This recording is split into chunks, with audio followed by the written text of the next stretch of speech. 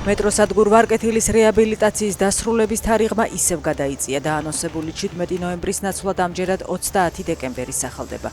სარეაბილიტაციო სამუშაოები ჯერ კიდევ 2016 წელს დაიწყო. 2018-ში რეაბილიტირებულ მეტროსადგურში ჭერი ჩამოინგრა და 14 ადამიანი დაშავდა. მას შემდეგ შესაკეთებლად სხვადასხვა კომპანიებთან ხელშეკრულებები გაფორმდა და დახარვეს და ზაფხულში მეტროსადგური 45 დღე დაკეტილი იყო. BBC-ს საგამოძიებო ფილმს და სუსის გამოძიების სასურველი შედეგით დასრულებას კალაძემ ვიდეო მიმართვა მიუძღვნა. თბილისის მერმა კვირადღეს Facebook Live-ის საშუალებით თემა დახურულად გამოაცხადა და კობახიძის მსგავსად BBC-ს რეპორტაჟს უცხოური სპეცსამსახურების კამპანია უწოდა. დაისჯება ყველა, ვინც ეროვნულ ინტერესს აზიანებს, თქვა კალაძემ. კამიტეს გამოყენება კი მან უცვლელი არგუმენტით გამორიცხა, ლეტალური შედეგი არ დამდგარა.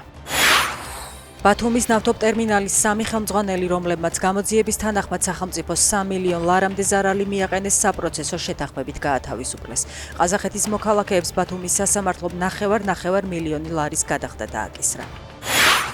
ამერიკელები იფიცებია, რომ თუ ტრამპი რამეზე დათანხმდება, ეს მტკიცე იქნება, აცხადებს პუტინის თანაშემწე. უშაკოვის თქმით, ცეცხლის შეწყვეტა დღის წესრიგში არ დგას. უშაკოვისგან განსხვავებით, ტრამპის წარმომადგენელი ამბობს, რომ უკრაინაში ომი დასასრულს უახლოვდება.